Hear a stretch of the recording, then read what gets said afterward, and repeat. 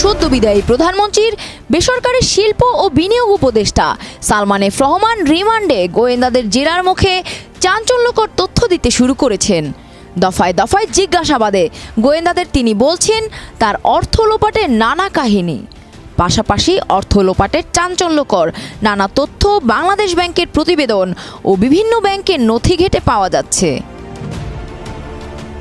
Salman F Rahman শুধু জনতা ব্যাংকের এক শাখা থেকেই ঋণের নামে বের করে নিয়েছেন প্রায় ২৭,০০০ কোটি টাকা, যা ওই শাখার মোট ঋণের ৬৫%।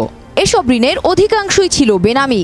পরে বাংলাদেশ ব্যাংকের উদ্যোগে বেনামি ঋণগুলো তার নামে সংযুক্ত করেছে। জনতা ব্যাংকের নথি ঘেঁটে এ তথ্য পাওয়া গেছে। নাম প্রকাশে অনিচ্ছুক একজন ব্যাংকার বলেন, বেনামি ঋণের জনক ছিলেন সালমান এফ রহমান, যা ধীরে ধীরে পুরো ব্যাংক খাতে ছড়িয়ে পড়েছে। এখন প্রায় সব অসাধু ব্যবসায়ীর বেনামি ঋণ রয়েছে। বেনামি ঋণকে পিতৃপরিচয়হীন সন্তানের সঙ্গে তুলনা করা হয়। অবৈধ সন্তানের বাবা যেমন খুঁজে পাওয়া যায় না, তেমনি বেনামি ঋণের সুবিধাভোগীকেও সাদা চোখে দেখা যায় না। তিনি আরও বলেন, ব্যাংক খাতে লুটপাটের বেশিরভাগই বেনামি ঋণ, অর্থাৎ ঋণ নেন একজন, ভোগ করেন অন্যজন। প্রকৃত সুবিধাভোগী থাকেন সবসময় ধরাছোঁয়ার বাইরে। বাংলাদেশ ব্যাংকের উচিত সব ধরনের বেনামি ঋণ খুঁজে বের করা, তা না হলে ব্যাংক খাত টিকবে না।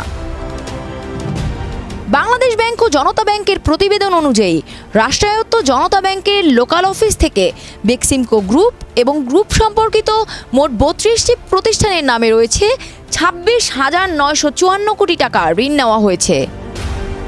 বিশ্বব্যাংকের ঢাকা অফিসের সাবেক মুখ্য অর্থনীতিবিদ ডক্টর জাহিদ হোসেন বলেন, তিনি তো এখন মানুষ খুনের অভিযোগে জেলে আছেন।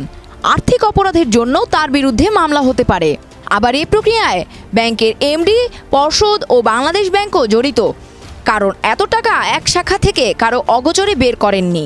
সবাই জানেন, সুতরাং নিরপেক্ষ তদন্তের মাধ্যমে সবার শাস্তি হওয়া উচিত। তার আগে টাকা আদায়ের চেষ্টা করতে হবে। জামানত থেকে থাকলে সেটা বাজেয়াপ্ত করতে হবে। আর শুধু এক শাখা নয়, আরও কোথা থেকে কত টাকা নিয়েছেন সেসব বের করতে হবে। ডেস্ক রিপোর্ট, দেশ রূপান্তর।